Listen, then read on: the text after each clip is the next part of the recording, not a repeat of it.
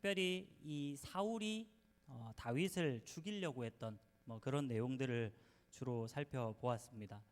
사울은 하나님께서 분명히 선택해서 왕이 되었던 사람입니다.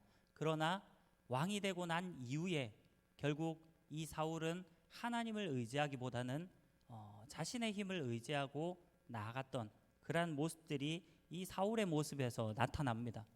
물론 우리가 사울이라는 이 한 사람의 삶을 평가할 때 어떻게 그냥 딱 한마디로만 평가할 수는 없을 거예요. 그냥 무조건 사울은 나쁜 사람, 사울은 결국은 하나님께 버림받은 사람, 다윗은 착한 사람, 다윗은 하나님의 마음에 합한 사람, 무조건 그렇게 프레임을 가져가는 것은 물론 또 아닐 수도 있습니다. 그러나 어쨌든 한마디로 요약한다면 결국 사울은 실패한 왕이었고 하나님께 버림받은 그러한 사람이었다라는 것은 분명한 것 같아요. 그러나 제가 계속 말씀드렸지만 이 사울은 분명히 하나님께서 기회를 주시지 않은 것이 아닙니다. 하나님께서 회개할 기회를 주셨음에도 불구하고 사울은 회개하지 않았다라는 거예요. 그리고 결국은 자기의 힘대로 끝까지 그렇게 버텨보려고 하다가 실패한 왕이 되고 말았습니다. 자, 우리 지난 시간 이후의 것들을 오늘 좀 많이 건너뛰어서요. 오늘 그냥 마지막 사울이 죽는 장면을 우리가 보게 되는데, 지난 시간에 이어서 그 뒷부분에 있는 내용들을 아주 간략하게 그냥 소개만 하고 전반적인 이 사무엘상의 스토리가 어떻게 이어가는지 정도는 우리가 좀 알고 오늘 본문을 살폈으면 좋겠습니다. 자, 우리 지난 시간 이후에 바로 그 다음 장 오늘 우리가 공가로 다루었던 이 25장에 보면 여러분들이 오늘 보았겠지만 이 나발이라는 사람, 그리고 그의 아내였던 아비가일, 이 나발의 에피소드가 나옵니다.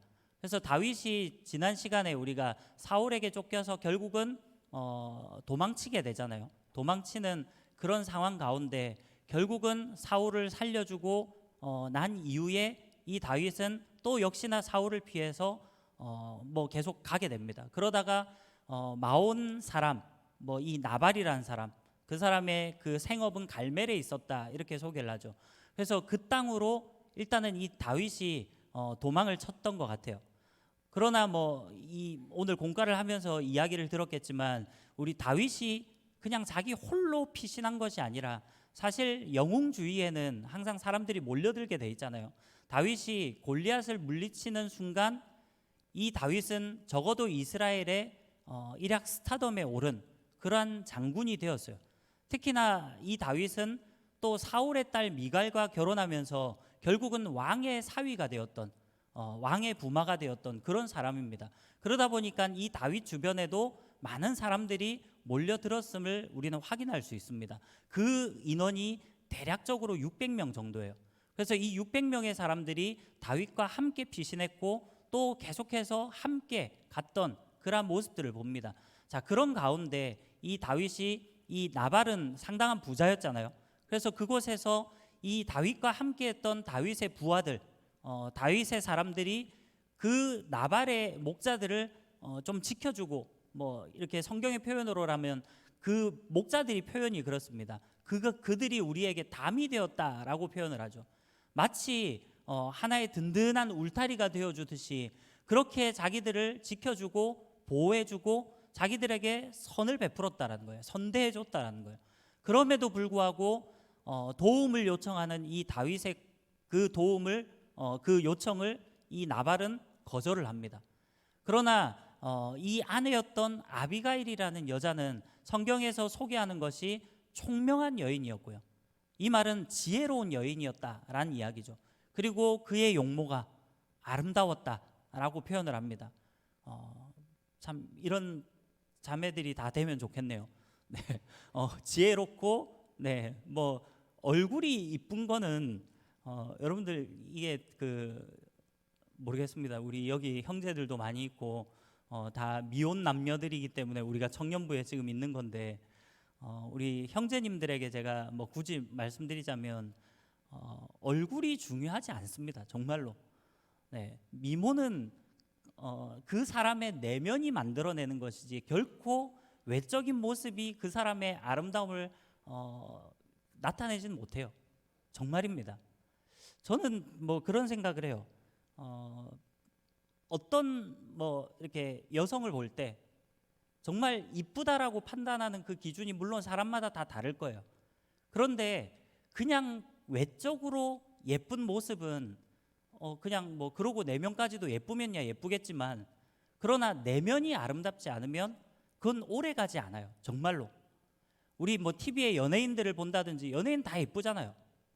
다는 아닙니까? 뭐 아무튼 뭐 연예인들은 대체적으로 이뻐요. 잘생기고. 근데 그런 연예인들을 볼 때 와, 예쁘다, 잘생겼다. 우리 보통 일반 사람들에게는 연예인들이 뭐 선망의 대상이 될 수도 있잖아요. 그러나 만약에 어떤 그 연예인이 알고 봤더니 사생활이 문란하고 아주 뭐 하여튼 이런 것들을 우리가 접한다 하면 그 외모가 이제는 그렇게 이뻐 보이고 그렇게 잘생겨 보이지만은 않을 수 있습니다. 그러니까 중요한 거는 정말로 우리의 내면이 중요하다라는 거예요.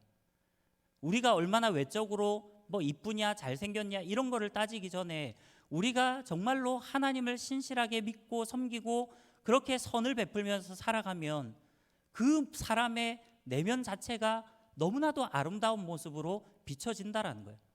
여기에 있는 우리 모든 청년들이, 자매들뿐만 아니라 형제들도 정말로 하나님의 말씀대로 나아가고, 우리가 하나님의 말씀대로 나아간다라는 건요, 이 선행이 수반될 수밖에 없습니다. 자, 우리가 뭐 수학적인 그 명제로 이야기할 때 선한 사람은 다 구원받는다, 이건 잘못된 명제죠. 착한 일 많이 한다고 해서 구원받지는 못합니다. 그러나 구원받는 사람은 착하다. 사실 뭐 사람에 따라 다르게 표현할 수 있지만, 어떤 사람들은 이것도 거짓이라고 말할 수 있겠지만 저는 이것이 참이라고 생각을 합니다. 참이 되어야 됩니다. 여러분, 우리 믿는 자들 적어도 하나님의 말씀을 우리가 믿고 따르고 그 말씀대로 실천을 하고 행한다면 우리의 내면, 우리의 삶이 정말로 선을 베푸는 삶을 살아가야 된다는 거예요. 여기 있는 우리 가트림 청년들이 정말로 하나님의 말씀대로 행하고 선을 베풀고 그렇게 나아감으로 정말 우리의 외적인 모습이 중요한 게 아니라 우리의 내면이 정말 아름다운, 그리고 하나님이 주신 그 지혜로 나아갈 수 있는 그러한 여러분들이 되었으면 좋겠습니다. 아무튼 이 아비가일은 지혜로운 여인이었습니다. 그래서 결국은 이 아비가일의 그런 중재, 뭔가 이 나발이 자기 남편이었지만 나발은 참 미련한 사람이었습니다. 그래서 이 아비가일이 자기 남편의 미련함을 알고 어떻게 보면 이 다윗에게 그 죄를 나한테 돌리십시오. 나발이라는 이 내 남편은 원래 미련한 사람입니다. 그러니까 내가 대신 용서를 구합니다 라고 하면서 다윗이 요구했던 것만큼의 아주 많은 것들을 다윗에게 베풀게 되죠. 그러할 때 결국 이 다윗이 마음을 누그러뜨리고 결국 나중에 그 뒤에 하나님께서 이 나발을 치시죠. 그래서 나발이 죽은 이후에 결국 다윗은 이 현명한 여인, 이 총명하고 지혜로운 그 여인 아비가일을 자기의 아내로 삼는 그러한 내용들이 오늘 우리 공과에 살펴본 대로 25장에 나옵니다. 자, 그리고 나서 우리 26장을 보면, 이제 26장에 보면 우리 지난 시간 24장의 내용과 거의 반복적인 내용이 한 가지가 더 등장을 해요. 이것은 바로 또 도망친 그 다윗을 사울이 또 쫓아왔다라는 거예요. 특히나 뭐 이건 욕 아닙니다. 이 지명이 10입니다. 10광야입니다. 10광야에 이 다윗이 도망을 친 거예요. 근데 1절 말씀, 26장 1절 말씀에 보면 10사람이 기브아에 와서 사울에게 말하여 이르되 다윗이 광야 앞 하길라산에 숨지 아니하였나이까 하매, 이렇게 이야기를 하죠. 그 앞에 24장에서도 그랬고, 참 그래도 사람들은 자기의 실리, 자기의 이익 이런 것들을 생각하지 않을 수는 없는가 봐요. 여러분들은 어떻습니까? 정말로 우리가 하나님 앞에 솔직하게 나는 전혀 나의 이익, 나의 뭐 그런 것들을 구하지 않고 오직 하나님의 뜻만을 내가 구하며 나아갑니다 라고 우리가 자신 있게 말할 수 있을까요? 사실 참 쉽지 않은 것 같아요.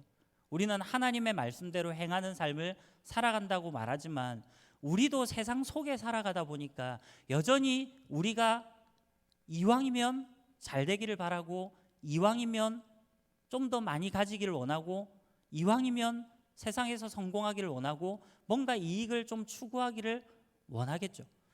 아마도 이 10광야의 사람들도 그랬던 것 같아요. 다윗이 여기에 있다, 여기에 숨었다라는 것을 왕에게, 사울에게 제보함으로 인해서 뭔가 자기들이 보상이라도 좀 받으려고 했던 그런 마음이 좀 있었던 것 같아요. 아무튼 사울이 이 10사람들의 제보를 통해서 결국 이 10광야까지 이 다윗을 추격하러 옵니다. 자, 그러다가 또 비슷한 상황이에요. 결국은 이제 밤이 되고 사울이 진영에서 이제는 뭐 그 아둘람 굴 안에 사울이 잠시 쉬러 갔다가 잠든 게 아니라 이제는 자기의 군사들과 함께 그렇게 있었어요. 심지어는 2절 말씀해 보니까 사울이 일어나 10광야에서 다윗을 찾으려고 이스라엘에서 택한 사람 3,000명과 함께 10광야로 내려가서, 지금 사울을 따른 사람은 3,000명입니다. 다윗은 600명의 사람과 함께 했습니다. 자, 일단은 뭐 수적으로도 조금 차이가 나잖아요. 그리고 적어도 사울의 군대는 이 3,000명은 그래도 잘 훈련된 그러한 왕의 군사들, 왕을 보위하고 왕의 그런 뭐라 그럽니까, 측근 같이 이렇게 보호하는 그런 군사들이기 때문에 아무래도 이런 용사들이 훨씬 더 많았을 거예요. 자, 그런 많은 사람들이 왔습니다.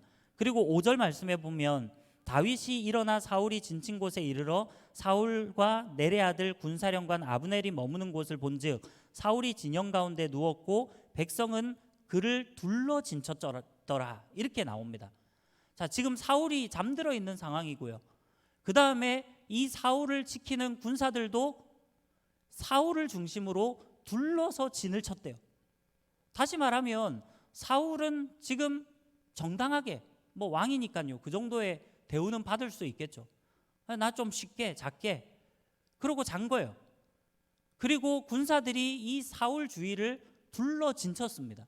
이 말은 지금 정상적으로 생각하면 지금 사울 입장에서는 잠드는 게 전혀 이상한 것이 아닙니다. 자기 군사들이 자기를 둘러서 진치고 보호하고 있다라고 생각하니까 잠들 수밖에 없는 거죠. 자, 그런데 문제는 다윗이 왔을 때 뭐 6절 이후에 보면 이제 다윗이 결국 아비새라는 그 요압의 동생, 이 요압이라는 사람은 다윗의 군대 장관입니다. 나중에 훗날에 다윗이 왕이 되었을 때 이 요압이 군대 장관이 됩니다. 뭐 군대 장관 또는 오늘날로 치면 국방부 장관쯤 되겠죠. 그러니까 실제적인 군사를 이끌 수 있는 그런 군대 장관, 이 요압의 동생이 바로 아비새였습니다. 그래서 아비새가 자원해서 따라갑니다. 다른 사람들이 간 게 아니라 다윗과 아비새 단 두 사람이 지금 이 사울의 진영으로 몰래 숨어 들어온 거예요. 자, 그런데 그 다음의 내용을 보십시오. 8절에 보면요, 아비새가 다윗에게 이르되 7절을 보니까 다윗과 아비새가 밤에 그 백성에게 나아가 본즉 사울이 진영 가운데 누워 자고 창은 머리 곁 땅에 꽂혀 있고 아브넬과 백성들은 그를 둘러 누웠는지라, 이렇게 표현을 합니다. 여기에 나오는 이 아브넬이라는 사람은 당시에 이스라엘의 군대 장관입니다. 다시 말하면 좀 더 구체적으로 표현하면 사울의 군대 장관입니다. 아까 요압은 이제 훗날에 다윗이 왕이 되었을 때 군대 장관이 되었던 사람이고, 이 아브넬은 사울이 왕으로 집권하고 있을 때 군대 장관이었어요. 그러면 지금 아브넬은 적어도 이 군대의 수장으로서 왕을 보필해야 되는 책임이 있는 사람이에요. 근데 아브넬과 그 군대가 지금 뭐 하고 있었다고요? 누워 있었다라고 표현을 합니다. 이 말은 무슨 말입니까? 네, 모든 군인들이 제대로 보초를 안 서고 다 자고 있었다는 거예요. 그러니까 별로 다윗이 자기들을 기습할 것이라고는 전혀 생각하지 않았던 것 같아요. 그냥 어느 정도 우리도 밤이 깊었으니까 잠을 자고 해도 괜찮을 것이다라고 아마 판단했던 것 같아요. 그래서 이 군대 장관 아브넬뿐만이 아니라 그냥 그 3,000명의 군사들이 다 잡니다. 진은 꾸리고 있었지만 그 진영에서 같이 누워서 다 잠이 들어 있던 거예요. 자, 그런 가운데 다윗과 아비새가 그곳에 가서 보니까 다윗은 누워 있고요. 이 사울은 누워 있고 사울의 창이 이 사울 머리 곁에 땅에 꽂혀 있었다라는 거예요. 아마 뭐 창은 뾰족하니까 그냥 뭐 이렇게 눕혀 놓기보다는 아마 이렇게 탁 땅에다 찍어 놓았는가 봐요. 자, 그런 가운데 8절에 보면 다윗이 아비새에게 이르되 죽이지 말라.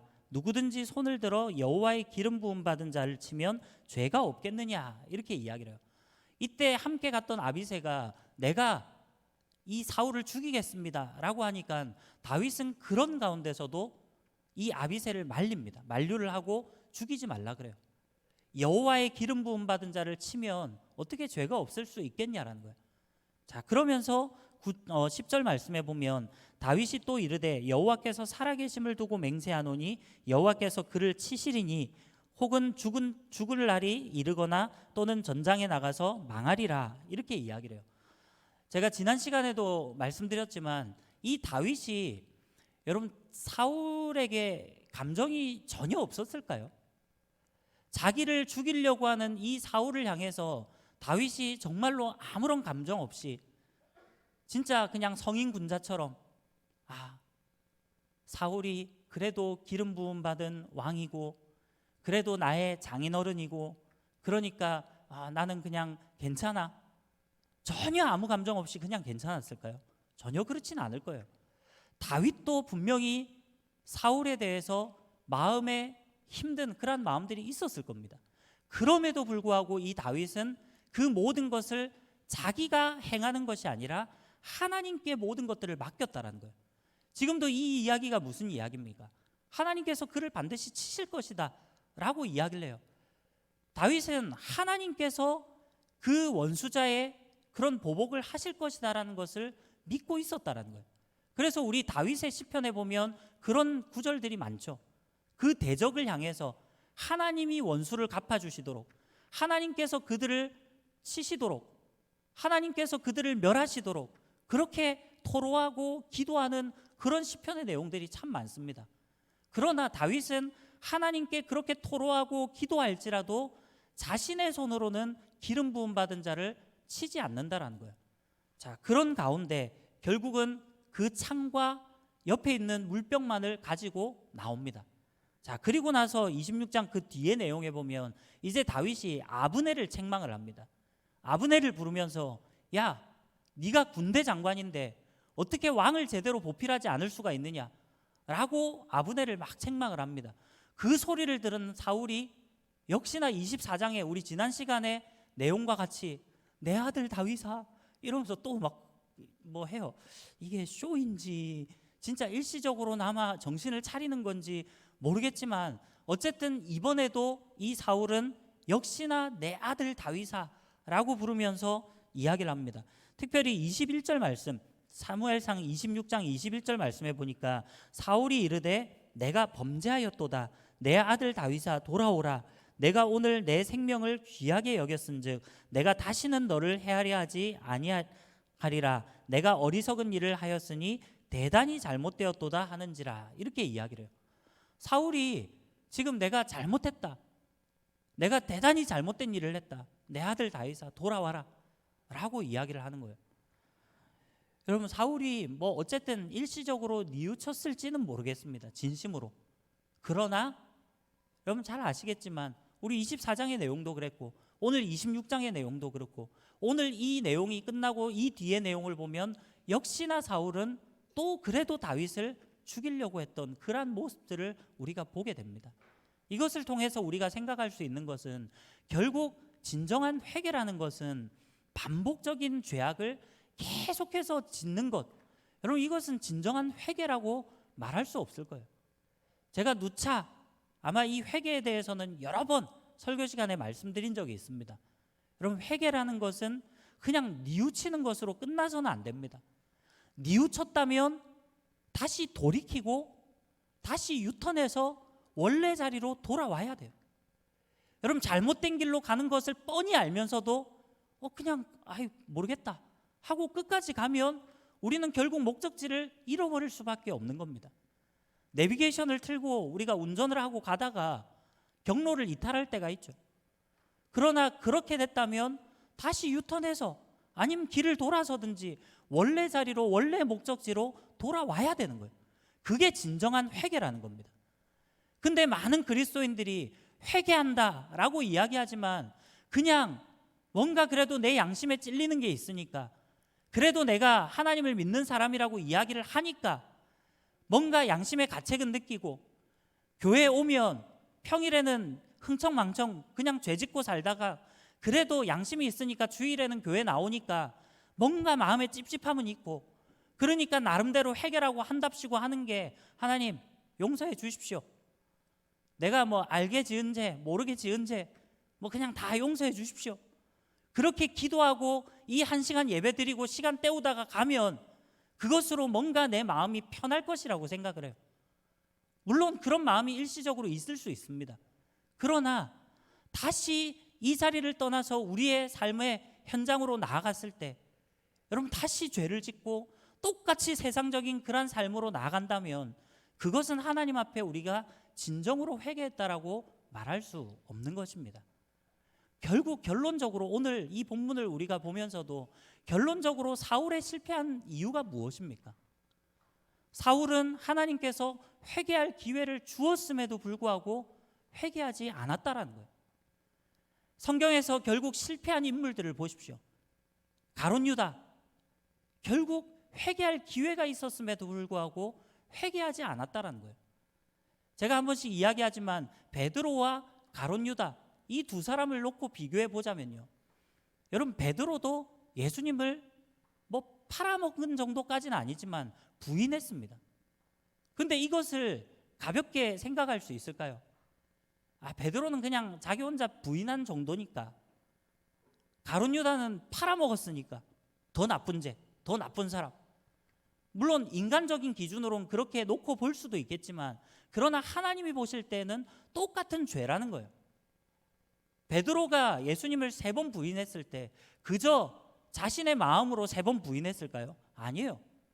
거기에 있는 그 여종들과 거기에 모여있던 사람들 앞에서 예수님을 나중에 오히려 저주하고 욕하기까지 합니다. 여러분 그것은 죄가 아닐까요? 결국 어떤 관점에서 본다면, 하나님의 관점에서 본다면 베드로나 가룟 유다나, 우리 뭐 속된 말로 다 거기서 거기 독인객인입니다. 여러분 거기서 거기예요. 그러나 베드로는 결국 심히 통곡하며 하나님 앞에 나왔다라는 거예요. 그냥 성경의 기록에는 심히 통곡하였더라 라고만 나옵니다. 베드로가 회개했더라 이런 뭐 기록은 나오지 않아요. 그러나 그것은 꼭 그렇게 회개했다라는 유치하게 기록을 해야지만 베드로가 회개했다라는 것을 알 수 있는 건 아니잖아요. 결국 나중에 이 사도행전으로 가서, 그리고 뭐 사도행전 전에도 뭐 우리 요한복음 나중에 그 21장 부록과도 같은 그런 말씀에 보면 결국은 예수님께서 이 베드로 앞에 찾아왔을 때, 요한의 아들 시몬아, 내가 다른 사람들보다 나를 더 사랑하느냐, 예수님이 3번 물을 때 이 베드로는 주님께서 아십니다 라고 대답을 하면서 어쨌든 나아갔던 그런 모습들을 봅니다. 그리고 나중에 사도행전에 이르러서 결국 그 오순절날 성령 강림을 체험하고 이 베드로는 위대한 사도로서 초대교회에 복음을 전하는, 그리고 순교를 하는 그러한 사람으로 쓰임받았다라는 거예요. 베드로도 똑같이 죄짓고 부인하고 그렇게 나아갔지만 베드로의 위대한 것은 결국은 하나님 앞에 진심으로 회개하고 돌아왔다라는 거예요. 그러나 가룟 유다는 그렇게 하지 않았습니다. 오늘 다윗과 사울도 마찬가지입니다. 우리 뭐 이미 이제 다음 사무엘 하에 나오겠지만 그래도 워낙에 우리는 다윗의 삶을 잘 아니까요. 다윗이 왕이 되고 난 이후에 다윗도 어쩌면 사울이 갔던 그 전철을 밟아가는 것처럼 마치 초반에 보였어요. 왜냐하면 왕이 해야 되는 역할이 뭐라고요? 왕은 백성들을 대표해서 전쟁터에 나가서 전쟁을 치러야 되는 사람입니다. 이스라엘 백성들이 이 사무엘상 초반에 왕을 요구했던 이유가 무엇이었습니까? 우리에게도 인간 왕을 달라. 왜 달라 했습니까? 달라 했던 이유가 그겁니다. 우리도 다른 나라처럼 우리의 왕이 우리를 대신하여 싸워야 되겠습니다. 우리도 우리를 좀 보호해주고 우리를 대신해서 싸워줄 왕이 필요합니다. 이게 왕을 달라고 했던 이유였어요. 근데 결국은 다윗이 나중에 승승장구하다가 어느 쯤에 이제 나라가 안정되고 나니까 전쟁을 나가야 되는데 나가지 않은 거예요. 자기의 신하들 부하들 다 전쟁 나가고 자기는 홀로 왕궁에서 그렇게 거닐고 있다가 결국은 그 밧세바를 보지 않습니까? 다윗도 죄를 지었어요. 그러나 다윗은 나단 선지자가 죄를 지적했을 때 바로 하나님 앞에 회개하고 돌아왔다라는 거예요. 그러나 오늘 이 사울은 결국 끝까지 회개하지 않고 죽음을 맞이했다라는 겁니다. 자, 아무튼 이 26장에 보면 그러한 내용들이 나옵니다. 그래서 다윗은 사울을 다시 한 번 더 살려주는 그러한 내용들이 나오고, 그러다가 27장에 가면 이제 다윗이 생각을 합니다. 내가 아무리 이 이스라엘 지경에서 도망 다니는 곳곳마다 사람들이 제보를 하고 신고를 하고, 그래서 사울은 계속해서 나를 추격하고 쫓아올 것이 뻔한데 이래서는 안 되겠다라고 결국 판단을 해요. 그래서 27장 1절에 보니까 다윗이 그 마음에 생각하기를 내가 후일에는 사울의 손에 붙잡히리니 블레셋 사람들의 땅으로 피하여 들어가는 것이 좋으리로다. 사울이 이스라엘 온 영토 내에서 다시 나를 찾다가 단념하리니 내가 그의 손에서 벗어나리라 하고 이렇게 얘기를 합니다. 자, 언젠가는 아무리 내가 도망을 잘 친들 이스라엘 지경에서 계속해서 도망 다니면 언젠가는 붙잡힐 수밖에 없다라는 거예요. 그래서 어디로 도망간다고요? 블레셋 땅으로 도망을 갑니다. 자, 그리고 누구에게로 가냐면 우리 지난번에 혹시 처음에 잠시 도망쳤던 그 가드 왕 아기스에게로 갑니다. 그때는 가드 왕 아기스에게 갔다라고 했을 때는 모르겠어요. 이 골리앗을 죽인 이후에 뭐 그렇게 시간이 많이 지나지 않은 시점인지 모르겠지만 적어도 그 가드 지역에 다윗이 왔다라는 소문을 듣고 사람들이 난리가 난 거예요. 그래서 다윗이 살기 위해서 어떤 행동을 했다고요? 네, 미친 채를 합니다. 침을 질질 흘리고 미친 채를 하면서 겨우 목숨을 부지하고 살아남습니다. 근데 이번에는 이 아기스에게로 이제 그냥 피신해서 그렇게 나아갑니다. 아마도 뭐 이제 시간도 조금 흘렀지만 이 가드왕 아기스의 입장에서는 좀 그런 생각들을 했던 것 같아요. 우리 뭐 영화에 보면 공공의 적이라는 영화 옛날에 기억나시죠? 우리 보통 공공의 적이라는 뭐 용어를 종종 씁니다. 만약에 A란 사람이 B란 사람과 원수예요. 근데 C도 B와 원수예요. 그러면 A와 C가 함께 손잡을 수 있다라는 거죠.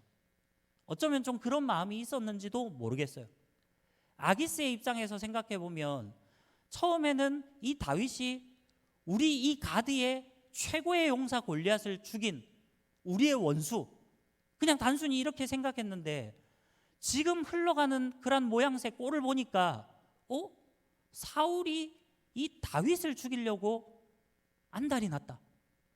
그리고 이 다윗은 결국 목숨을 부지하기 위해서 그 사울을 피해서 지금 나한테로 왔다. 가만히 좀 생각을 해보니까, 계산적으로 생각해 보니까 그렇게 나쁘지 않은 계산인 거예요. 왜냐하면 적어도 골리앗을 죽인 다윗 정도라면 싸움도 꽤 할 것 같고요. 그리고 이미 다윗을 따르는 600명의 사람들도 있었고 어느 정도 군사력을 갖춘 싸움을 잘하는 이 다윗이 우리의 편이 된다고? 그러면 이 아기스 왕 입장에서는 천군만마를 얻는 그런 효과 아니겠습니까? 그런데다가 안 그래도 지금 이스라엘과 블레셋은 계속 사이가 안 좋고 계속 전쟁을 하는 상황이에요. 그런 가운데 어차피 이 아기스의 입장에서는 이 사울과 계속해서 싸워야 되는 입장인데, 그러면 다윗이 사울과 대적지간이고 원수지간이니까 다윗이 우리 편을 들어주면 훨씬 더 싸움에서 유리하겠다, 아마 이렇게 판단을 했던 것 같아요. 그래서 결국은 이 다윗을 아기스가 받아줍니다. 자, 그래서 이 블레셋 땅에서 다윗이 피신해서 살아가는 그 내용들이 27장에 기록되어 있습니다. 자, 그리고 28장에 가면 또 한 가지의 또 에피소드를 소개하고 있는데요. 자, 사울이 신접한 여인을 찾아가서 소위 말해서 우리 무당 찾아가서 마치 전보듯이 뭐 이런 행위를 하는 내용이 28장에 기록이 되어 있습니다. 근데 원래 사무엘이 살아있는 그때만 하더라도 오히려 이 사울이 처음에 왕으로 될 때 혹시 여러분들 기억납니까? 사울이 예언했던 거 기억나나요? 전혀 기억 안 나나요? 네. 사울이 예언을 했던 그런 내용들이 앞에 초반에 사울이 왕으로 세워지는 막 그쯤에 기름 부음을 받고 그맘때 그런 일들이 있었습니다. 그래서 그 당시에 이스라엘의 하나의 속담처럼 이야기를 하던 게 사울도 선지자 중에 있느냐라는 게 하나의 그냥 속담처럼 이야기할 정도로 그렇게 이야기를 했어요.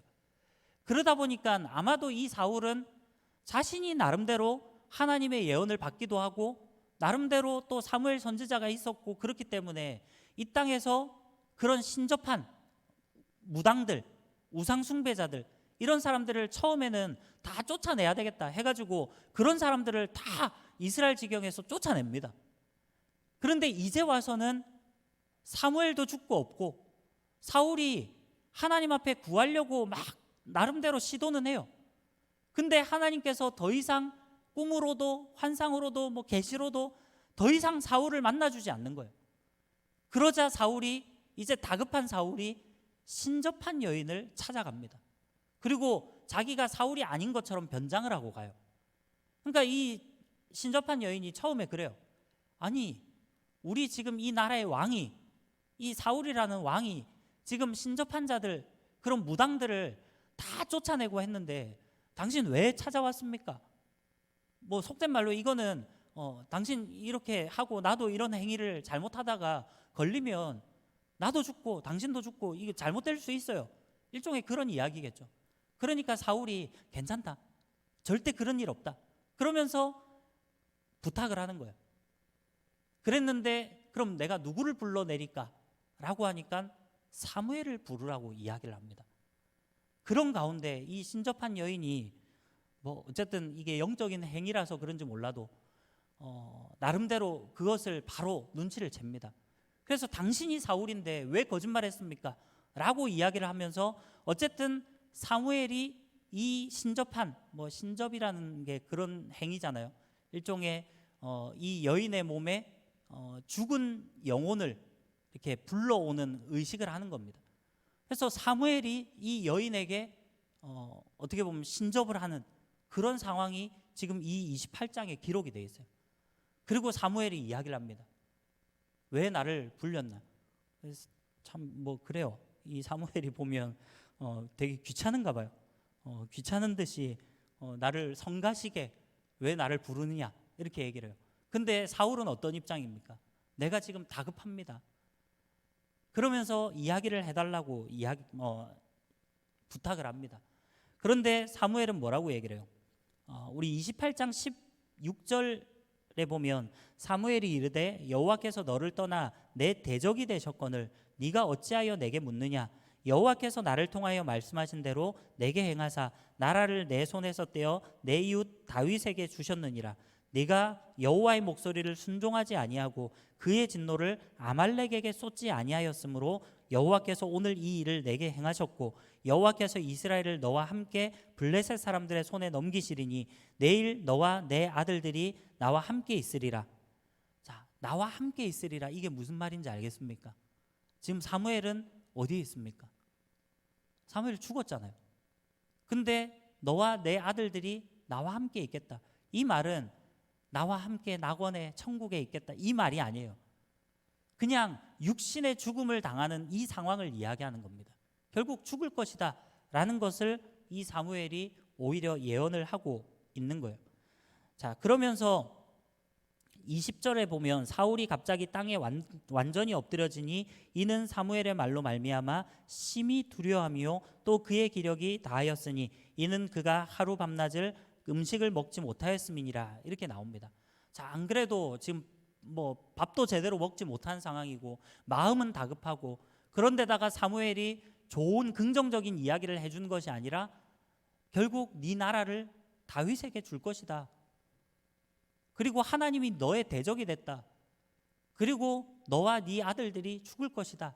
이것을 이야기하니까 너무나도 두려워서 이 사울이 완전 몸에 힘이 다 빠지는 상황이었던 겁니다. 결국 이 신접한 여인이 그 모습이 뭐 좀 안타까웠는지 사울에게 음식을 주려고 해요. 근데 사울은 먹지 않겠다라고 그럽니다.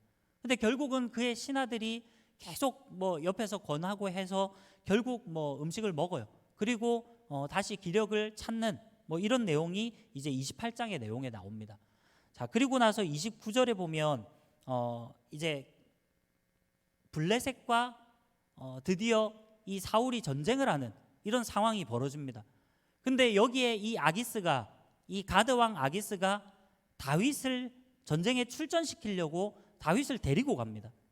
근데 이 블레셋의 아기스는 가드 왕입니다. 가드 왕이라고 하면 제가 그때도 말씀드렸지만 블레셋은 5개 도시가 함께 연합체를 이루는 그런 도시 국가였습니다. 그래서 뭐 가드라는 지역도 있고 가사, 아스글롯, 뭐 아스돗 뭐 이런 뭐 땅들이, 이런 도시들이 같이 연합해서 블레셋이라는 나라를 이루고 있는 거예요. 그러니까 가드 왕이라고 하면 사실은 우리가 왕이라는 이름을 붙였지만 뭐 오늘 우리식으로 치자면 광역시장 정도 뭐 되는 그 정도의 사람이겠죠. 자, 어쨌든 이 아기스는 다윗을 선대하고 다윗이 자기의 편이 되어주면 훨씬 더 유리하겠다 생각하고 이 다윗을 전쟁에 참여시키려고 했지만 이 다윗이 전쟁에 출전한 것을 알고 나머지 블레셋의 용사들이 뭐 그런 사람들이 전부 다 불평을 합니다. 어떻게 이 다윗과 함께 싸울 수 있느냐. 그래서 나중에 아기스가 할 수 없이 이 다윗을 돌려보내는 그런 내용들이 29장에 기록이 되어 있고요.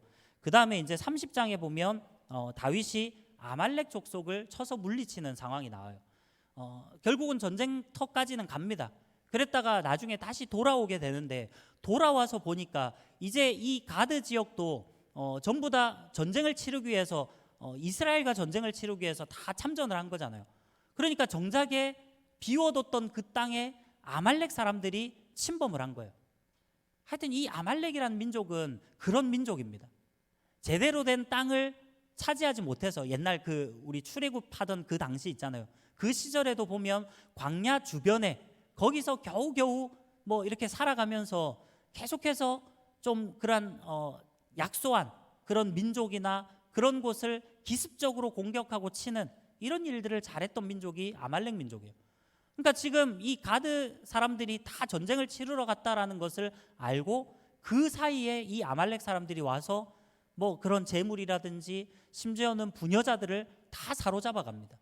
그래서 다윗이 결국은 그 아말렉 사람들을 쫓아가서 물리치고 다시 그 모든 재산과 그다음 자기의 뭐 아내들 뭐 자녀들을 다 되찾아오는 뭐 이런 사건이 30장에 기록이 되어 있습니다.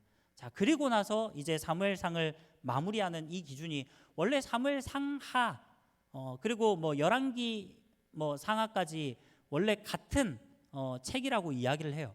근데 성경학자들이 그러니까 초대 뭐 그런 교부들이겠지만 이것을 성경을 나누어 놨을 때 기준을 사울의 죽음을 기준으로 사무엘상과 하를 나누었다라는 거예요.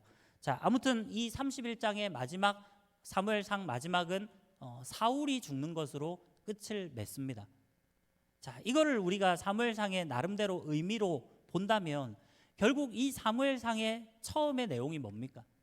백성들이 우리를 대신해서 싸울 왕이 필요하다라는 거죠. 그래서 왕을 세워달라라고 했는데 결국 그 왕 사울은 죽음으로 끝이 난다라는 거예요. 이것이 무엇을 시사하는 바겠습니까? 결국 이 땅의 인간왕은 실패한 왕이라는 것을 어쩌면 이 사무엘상이 우리에게 의미하고 시사한다라는 거예요. 우리의 진정한 왕은 누구입니까? 바로 하나님이시죠. 하나님이 우리의 왕이라는 거예요. 이 성경을 읽는 사무엘상을 읽는 그러한 독자들로 하여금 결국은 인간 아무리 싸움을 잘하든 용맹스럽든 아무리 뭐 대장부든 어떤 사람이든지 간에 하나님을 대신할 수는 없다라는 것을 이 사무엘상이 우리에게 교훈하고 있다라는 거예요. 자, 아무튼 마지막 31장은 이 사울의 죽음으로 끝이 납니다. 자, 오늘 본문의 내용을 간략하게 보면요. 자, 결국은 블레셋 사람들이 이스라엘을 침해, 이스라엘 사람들이 블레셋 사람들 앞에서 도망하여 길보아 산에서 엎드려져 죽으니라. 자, 역시나 블레셋과의 전쟁 가운데 결국은 이스라엘이 패배했다라는 것을 1절이 기록을 합니다. 자, 그리고 2절에 보니까 블레셋 사람들이 사울과 그의 아들들을 추격하여 사울의 아들 요나단과 아비나답과 말기수아를 죽이니라. 이 사울의 장남이었던 요나단, 그리고 둘째였던 아비나답, 셋째였던 말기수아, 다 사울의 모든 아들들이 지금 죽음을 당하게 되는 그러한 내용들이 2절에 나옵니다. 그리고 3절에 보니까 사울이 패전함에 활 쏘는 자가 따라잡으니 사울이 그 활 쏘는 자에게 중상을 입은지라, 이렇게 기록을 합니다. 자, 사울이 활에 맞아 지금 심한 중상을 입었다라는 거예요. 자, 그런 가운데서 4절에 보니까 그가 무기를 든 자에게 이르되 내 칼을 빼어 그것으로 나를 찌르라. 할례 받지 않은 자들이 와서 나를 찌르고 모욕할까 두려워하노라 하나 무기를 든 자가 심히 두려워하여 감히 행하지 아니한지라. 이에 사울이 자기의 칼을 뽑아서 그 위에 엎드려지매라고 이야기를 합니다. 자, 결국 이 사울은 어쩌면 마지막 죽는 순간까지도 자기의 자존심을 더 소중히 생각했던 것 같아요. 글쎄요, 우리가 이것을 긍정적인 좋은 의미로만 생각한다면, 야, 그래도 유대인으로서, 적어도 하나님의 선민으로서 내가 이방 민족에게 할례 받지 못한 자들에게 죽는다라는 것을 아주 치욕으로 여기고 그렇게 나갔다, 뭐 이렇게 볼 수도 있겠죠. 그러나 사실 뭐 너무 그렇게 보기보다는 사실 이것은 사울이 끝까지 하나님을 붙들지 못하고 결국은 자기의 자존심을 마지막까지 세웠다라는 거예요. 이 순간만큼이라도 적어도 중상을 입고 이제는 그래도 목숨이 붙어 있는 이 순간만큼이라도 하나님, 지난날의 나의 죄악들 용서해 주십시오. 내가 이제 하나님 앞에 회개하고 뭐 그렇게 해도 내가 살아나거나 내가 다시 하나님 앞에 그런 정말로 지금까지 잘못했던 것들을 만회할 만큼의 그런 삶을 살아가지는 못할지라도 하나님, 적어도 내 마음이 진심으로 회개하고 진심으로 하나님을 바라보기를 원합니다. 저는 좀 이런 기도를 했다면 얼마나 좋았을까요? 그러나 사울은 그렇게 하지 않았다는 거예요. 끝까지 자기의 자존심을 내세우고 내가 어떻게 할례 받지 않은 그런 민족에게, 그런 사람들에게 내 목숨을 맡길 수가 있느냐. 차라리 나는 그냥 내 스스로 죽겠다. 그렇게 자살을 선택을 하게 됩니다. 자, 특별히 뭐 자살 이야기가 나왔으니까 우리 지난 주간에 또 뭐 연예계에서도 또 자살이 있었어요. 저는 항상 이 자살을 하는 뭐 연예인들이든지 뭐 많은 사람들이 있는데 우리나라가 뭐 OECD 가입 국가 중에 자살률 1위, 뭐 지금도 1위인지는 모르겠지만 한때 그런 오명이 좀 있었습니다. 여러분, 자살이라는 거 여러분은 어떻게 생각하세요? 어떻게 보면 기독교의 난제 중에 하나가 바로 이 자살 문제일 겁니다. 오늘날까지도 많은 신학자들 사이에서도 지금도 서로 논란이 되고 있어요. 그렇다, 아니다. 계속해서 자살해도 천국 갈 수 있다. 아니다. 자살하면 천국 못 간다. 계속해서 서로 신학적인 논쟁을 붙고 싸우고 있어요. 그러나 사실 뭐 이거에 대해서 정확하게 어떻다라고 결론을 지을 수는 없습니다. 왜냐하면 성경이 분명하게 이 자살한 사람들에 대해서 이렇다라고 딱 잘라서 말하지 않았기 때문에 우리가 뭐 어떻게 생각하느냐에 따라 조금씩 다를 수 있어요. 자, 그러나 뭐 저는 그렇습니다. 저는 일단은 제가 교역자로서 여러분들을 또 제가 담당하고 적어도 청년들을 지도하는 목사로서, 이건 그냥 지도자로서의 뭐 제가 저는 그러니까 저도 자살하면 천국 간다 못 간다, 저는 개인적으로는 저도 몰라요. 저도 모르겠어요, 솔직히. 그러나 저는 적어도 여러분들을 지도하는 교역자로서는 자살을 하면 지옥 간다라고 저는 가르치고 싶습니다. 이건 알아서들 생각하십시오. 그러나 저는 그렇게 일단은 가르치고 싶습니다. 실제로 어떻게 되느냐 그게 중요한 것이 아니라 여러분, 자살은 분명한 살인입니다. 내 목숨을 내가 스스로 끊는 것조차도 살인 행위입니다. 하나님이 나에게 주신 그런 삶이 분명히 있을 텐데 우리가 내 스스로 그 목숨을 끊어낸다라는 것은 분명한 그건 죄악이라는 거예요. 일단 살인의 죄가 적용이 될 겁니다. 자, 그렇다면 우리가 어떤 죄를 지었을 때 우리가 그 죄를 회개한다. 아까도 계속해서 회개에 대한 부분들이 많이 나왔는데 여러분, 적어도 우리가 회개한다라고 했을 때는 하나님 앞에 돌이키는 삶을 살아가야 되는데 적어도 이 자살은 돌이킬 만한 여유가 저는 없다라고 생각을 해요. 물론 우리 로마서에 보면 성령께서 우리의 연약함을 도우신다. 그리고 성령께서 친히 우리를 위해 간구해 주신다라는 구절이 있습니다. 여러분, 그렇기 때문에 우리가 하나님의 은혜를 힘입고 나아가기 때문에 사실은 우리는 완벽하지도 않고요. 우리는 늘 죄짓고요. 그렇게 치면 우리가 지금까지 살아가면서 수도 없는 죄를 지었을 거 아니에요. 아니, 심지어는 내가 기억조차 못하는 한 4살 때 5살 때 나도 모르게 막 다른 친구 막 칼키고 꼬집고 그것도 하나의 죄라고 친다면 그것 가지고 죄라고 또 하겠냐마는 어쨌든 내가 아마 살아가면서 초등학생 때든 중학생 때든 고등학생 때든 알게 모르게 내가 지은 죄들이 분명히 있을 거예요. 근데 그것마저 내가 회개하지 못하는 경우도 있습니다. 그렇죠?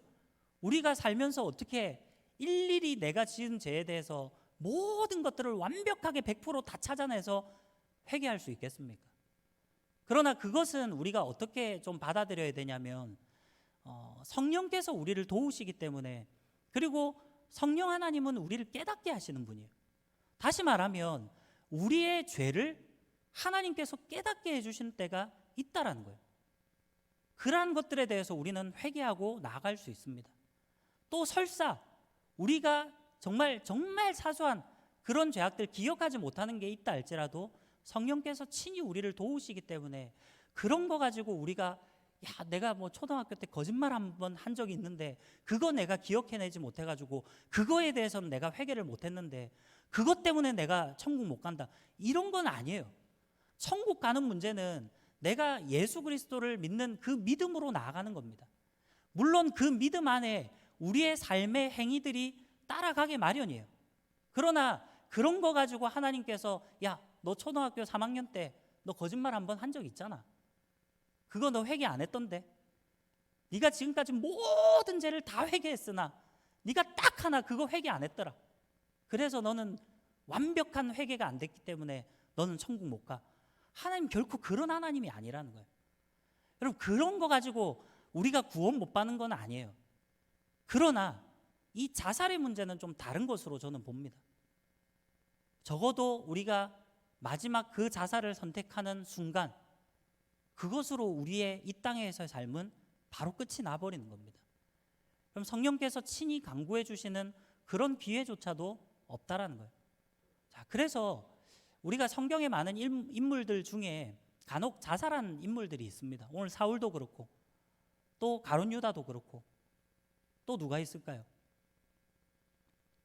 공교롭게도 보면 어쨌든 이 사울과 가룟 유다는 우리가 그냥 흔히 생각할 때 일단 천국까지 못했다라고 보는 관점이 많습니다. 사울은 조금 논란이 있을 수는 있어요. 어떤 사람은 그래도 자살은 했지만 이런 사람들도 있는데, 그러나 사울의 전반적인 삶을 볼 때, 그리고 하나님께서 버렸다라는 그런 기록들로 볼 때 사울이 구원받았다라는 증명을 할 수가 없습니다.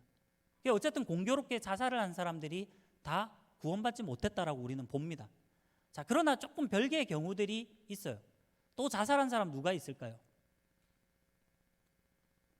굳이 자살이라고 한다면 삼손, 기억 안 납니까? 삼손이 어떻게 죽었습니까? 네, 두 기둥을 부수면서 그 우상의 신전을 그 바치고 있던 두 기둥을 부수면서 결국 그 블레셋 사람들과 함께 죽습니다. 이 다곤 신전의 기둥을 부수니까 이 기둥이 무너지면서 모르겠어요. 그 당시에 콘크리트로 아주 튼튼히 지어졌는지 모르겠지만, 그러나 그 다곤 신전에 들어갔던 사람들의 수가 엄청난 걸로 볼 때는 그 건물이 엄청나게 튼튼한 건물이었던 것 같아요. 그것을 건물이 무너졌으니까 거기에 모든 사람들이 다 깔려 죽었잖아요. 그 가운데 삼손도 같이 죽었습니다. 그러면 삼손은 자기가 이 기둥을 부술 때 자기도 같이 죽을지 알았겠습니까? 몰랐겠습니까? 당연히 알았겠죠.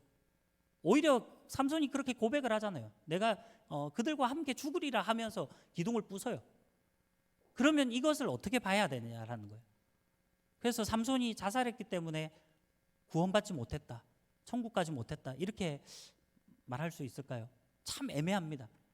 그래서 여러분, 자살하면 반드시 지옥 갑니다, 천국 못 갑니다, 이렇게 단언할 수는 없다는 거예요. 이게 지금도 신학자들 사이에서는 논쟁거리 중에 하나입니다. 어쩌면 주님 오시는 그날까지 영원히 풀리지 않는 아마 난제가 될 수 있을 거예요. 그러나 여러분, 우리가 그냥 교육적인 차원으로라도, 적어도 저는 그래서 제가 아까도 미리 밝혀두었지만, 제가 여러분들을 지도하는 것은 저는 자살하면 죄다, 그리고 자살하면 천국에 이르지 못할 것이다라고 일단 가르친다라는 거예요. 우리 가운데 그런 사람이 절대로 나오지는 않겠지만, 어쨌든 이왕 오늘 자살 이야기가 나온 김에 이젠 제가 자살에 대해서 이야기하는 일들이 별로 없지 싶으니까 그냥 오늘 이 이야기를 통해서 여러분, 결코 그러한 극단적인 선택을 하는 그런 어리석은 죄를 범하는 일들이 결코 없기를 바랍니다. 그럼 자살은 어쨌든 하나님이 보시기에 엄청난 죄악입니다. 그건 분명합니다. 회개의 기회를 얻든 못 얻든 그건 이제 둘째 문제고, 구원을 받느냐 못 받느냐 그건 둘째 문제고, 일단 자살 자체가 하나님 앞에 엄청나게 큰 죄악이라는 사실은 우리가 분명히 기억해야 된다는 거예요. 자, 아무튼 이 사울이 결국은 자살을 선택합니다. 자살을 선택했던 이유는 할례받지 않은 그런 이방 민족에게 내가 죽임을 당하기 자존심 상한다라는 거예요. 그래서 스스로 목숨을 끊습니다. 원래 자기 옆에 있던 그 군인에게, 자기 부하에게 죽여달라고 했는데 이 소년이 죽이지를 못해요. 여호와의 기름 부음 받은 자라는 것 때문에 그런 건지 어쨌든 두려워서 죽이지 못하니까 사울이 스스로 목숨을 끊습니다. 그리고 그 옆에 그 소년도 같이 죽어요. 네, 그런 장면이 지금 기록되어 있습니다. 자, 그리고 이제 7절 이후에 보니까 결국은 골짜기 저쪽에 있는 이스라엘 사람과 요단 건너 쪽에 있는 자들이 이스라엘 사람들이 도망한 것과 사울과 그의 아들들이 죽었음을 보고 성읍들을 버리고 도망하며 블레셋 사람들이 이르러 거기에서 사니라. 그 이튿날 블레셋 사람들이 죽은 자를 벗기러 왔다가 사울과 그의 세 아들이 길보아산에서 죽은 것을 보고 사울의 머리를 베고 그의 갑옷을 벗기고 자기들의 신당과 백성에게 알리기 위하여 그것을 블레셋 사람들의 땅 사방에 보내고 그의 갑옷은 아스타롯의 집에 두고 그의 시체는 벳산 성벽에 못 박음에, 이렇게 되어 있습니다. 자, 블레셋 사람들이 이제 그 성읍을 차지하게 되고요. 그리고 사울과 사울의 세 아들들이 죽어 있는 그 모습을 보면서 이 블레셋 사람들이 특별히 사울의 머리를 뱁니다. 네, 머리를 베고 그리고 그 시체를 벽산 이곳에 성벽에 못 박았다. 아마도 그 지경에 사는 많은 사람들에게 자기들이 승리했다라는 그런 것들을 광고하고 홍보하는 그런 역할이 됐겠죠. 그리고 혹시나 사울의 편에 섰던 사람들 중에 누군가가 그것을 본다면 다시는 이 블레셋에게 함부로 대항하지 못하는 그런 경고의 메시지도 있을 것이고요. 아무튼 고대 전쟁은 늘 그래서 전쟁에 승리하면 적의 왕의 머리라든지 적의 장수의 머리라든지 이런 것들을 막 다는 이런 행위들을 많이 하잖아요. 아무튼 그렇게 했다라는 거예요. 자, 그런데 그 다음에 보니까요, 11절에 보니까 길앗 야베스 주민들이 블레셋 사람들이 사울에게 행한 일을 듣고 모든 장사들이 일어나 밤새도록 달려가서 사울의 시체와 그의 아들들의 시체를 벳산 성벽에서 내려가지고 야베스에 돌아가서 거기서 불사르고 그의 뼈를 가져다가 야베스 에셀나무 아래에 장사하고 7일 동안 금식하였더라. 그렇게 나옵니다. 자, 결국 이 길르앗 야베스 사람들이 사울과 사울의 세 아들들의 그 시신을 거두고 결국 화장하고 그 뼈를 그곳에다가 장사 지내고 묻었다라는 거예요. 자, 이 길르앗 야베스 사람들이 참 왜 이렇게 위험을 무릅쓰고 마지막에 이 사울과 그의 세 아들의 시신을 거두어 갔을까요? 왜 그랬을까요? 모르긴 몰라도 이 사울이 왕으로 딱 인준받기 전에 그때 혹시 어떤 일이 있었는지 기억납니까? 그때 길르앗 야베스 지역에 이 암몬 사람 나하스가 와가지고 공격하던 그것을 이 사울이 성령의 감동이 돼서 하나님의 그러한 신이 임해서 결국은 이 사울의 활약으로 인해서 길르앗 야베스를 사울이 구원해 주는 사건이 이전에 있었죠. 기억 안 납니까? 뭐 안 나도 좋습니다. 뭐 어쨌든 또 성경은 여러분 계속 자주 읽으십시오. 우리 지금 교회적으로 또 성경 읽기를 하고 있으니까 여러분들 뭐 요즘도 계속 잘 하는지 모르겠어요. 요즘 조장들도 좀 뜸한 것 같긴 한데 뭐 아무튼 성경 읽기 계속 여러분들 카톡방 나누시고 우리 조 카톡방으로 해서 많이 공유하십시오. 자, 아무튼 그런 사건이 있었기 때문에 아마도 이 길르앗 야베스 사람들의 입장에서는 이 사울이 그래도 비록 실패한 왕이었다 할지라도 적어도 길르앗 야베스 사람들 자신들에게는 고마운 그러한 왕이었던 것 같아요. 그래서 자신들이 그런 위험에 처할 수도 있음에도 불구하고 마지막에 이 장사들이 달려와가지고 밤새도록 달려와서 이 사울과 그의 아들들의 시신들을 다 거두어 갑니다. 자, 이것으로 결국 사무엘상은 기록을 마칩니다. 자, 그리고 이제 우리가 좀 참고로 뭐 이게 또 시간이 그러니까 제가 뭐 강해를 하는 건 아니니까 우리 뭐 다음 시간이 되면 이제 사무엘 하를 하겠지만 사무엘 하 1장에 보면 결국 이 다윗에게 사울의 죽음의 소식이 전해집니다. 근데 그것을 누가 전해주냐면 한 아말렉 청년이 전해줍니다.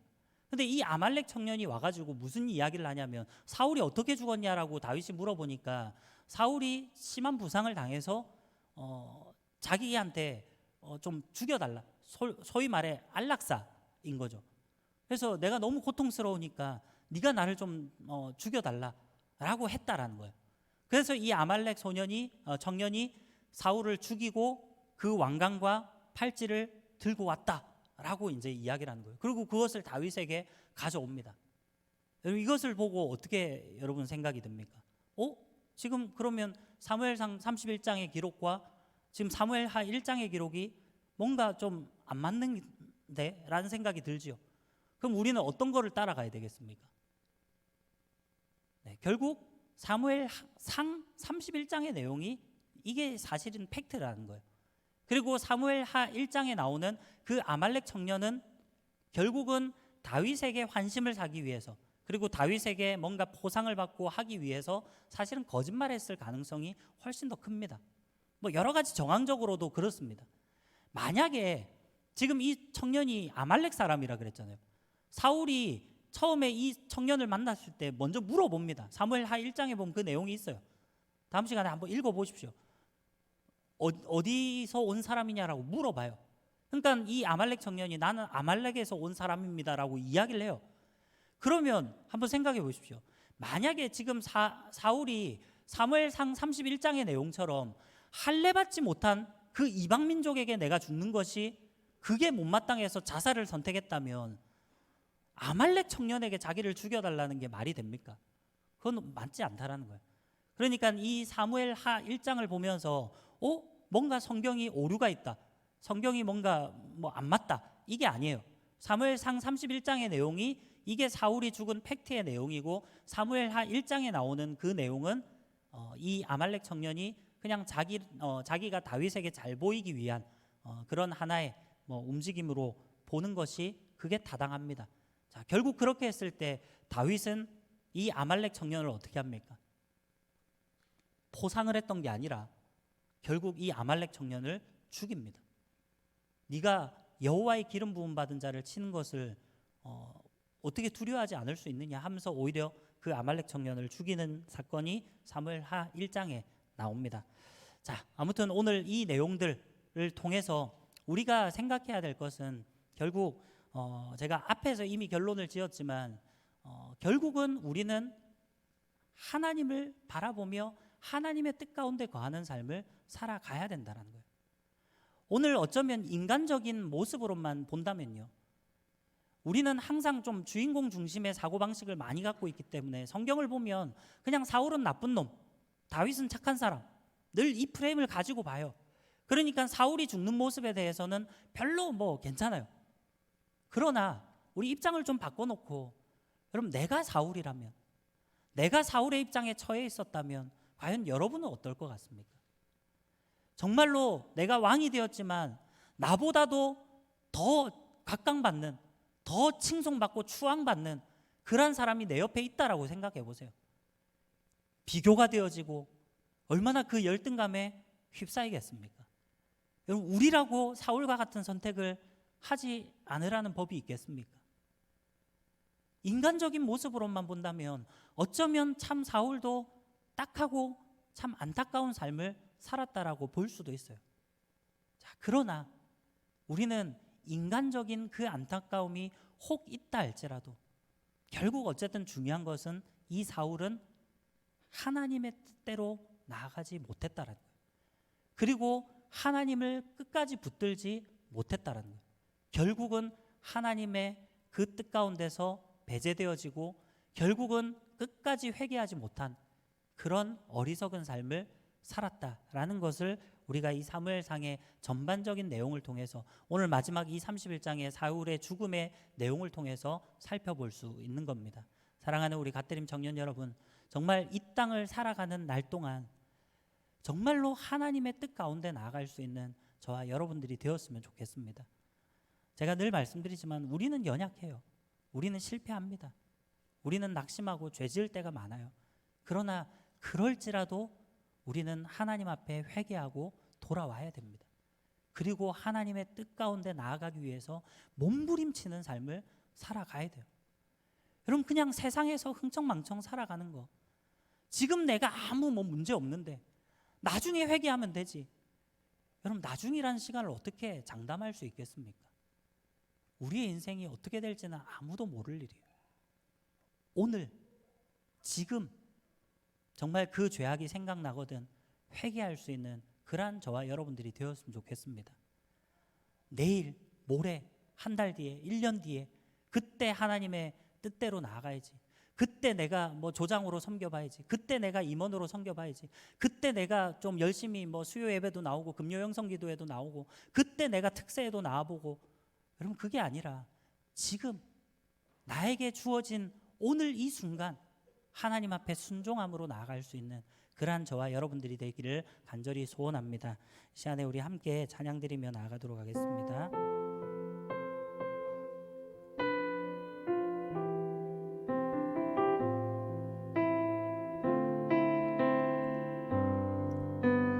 자, 우리 함께 고백합시다. 세상 다 변하고 세상 다 변하고 이 삶의 끝이 와도 주 없이 살 수 없네. 주만이 내 영광 변치 않는 진리 주 없이 살 수 없네. 우리 2절로 고백합시다. 좋으신 아버지, 좋으신 아버지, 진실하신 친구 주 없이 살 수 없네. 내 소망 내 위로, 내 소망 내 영광 내 기쁨, 내 영광 내 기쁨 주 없이 살 수 없네. 자, 우리 함께 고백합시다. 내 주 없이 살 수 없네. 내 주 없이 살 수 없네. 내 주 없이 살 수 없네. 내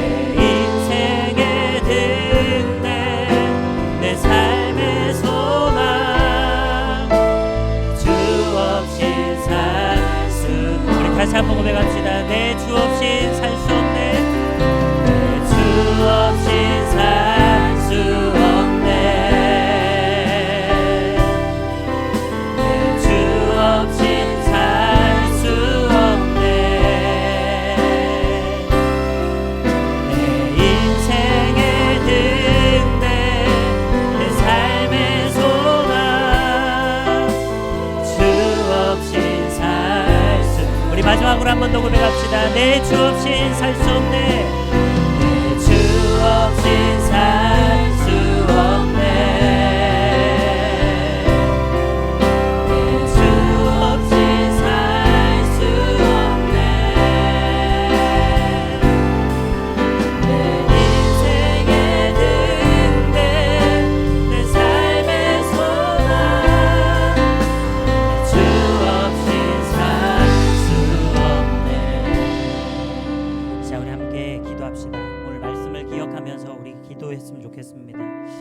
여러분, 정말 우리의 삶에는 주님밖에 없습니다. 아무리 우리가 힘이 있고 돈이 있고 권력이 있고 우리에게 이 땅에서 많은 것이 주어졌다 할지라도 여러분, 그것이 결코 우리의 자랑이 되고 우리의 힘이 될 수는 없는 것입니다. 사울이 왕이 되었을 때 여러분, 어쩌면 사울의 인생 가운데 이 사울은 엄청난 그런 행운을 가져왔다라고 생각할 수 있겠죠.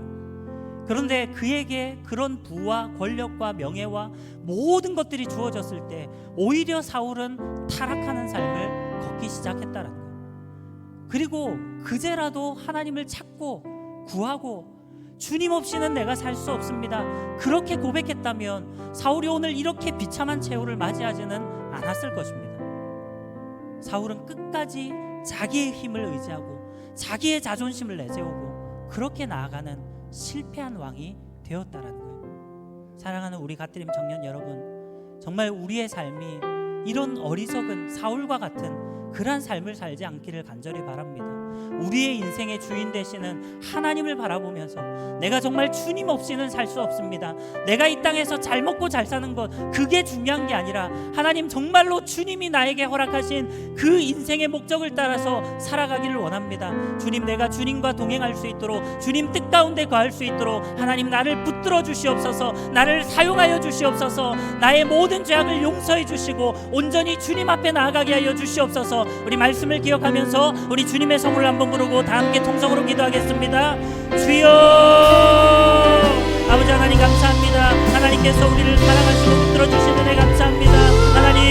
하나님께서 무엇보다 이 말씀을 통해서 우리의 심령을 붙들어주시니 감사합니다. 하나님, 우리에게 교훈하여 주시고 날마다 우리의 심령 가운데 우리의 삶 가운데 하나님께서 말씀을 통해 역사해 주시니 감사합니다. 하나님, 오늘 이 사울의 인생을 보며 이 사울의 삶을 보며 하나님 우리를 돌아봅니다. 하나님, 우리는 이 사울과 같이 정말 교만하고 하나님 앞에 온전히 나아가지 못한 그런 때가 얼마나 많이 있었습니까? 하나님, 정말 나의 힘을 의지하고 나아갔던 그런 때가 있지는 않습니까? 아버지 하나님, 정말 세상에 그런 부와 명예를 쫓아서 나아가는 삶을 살진 않았습니까?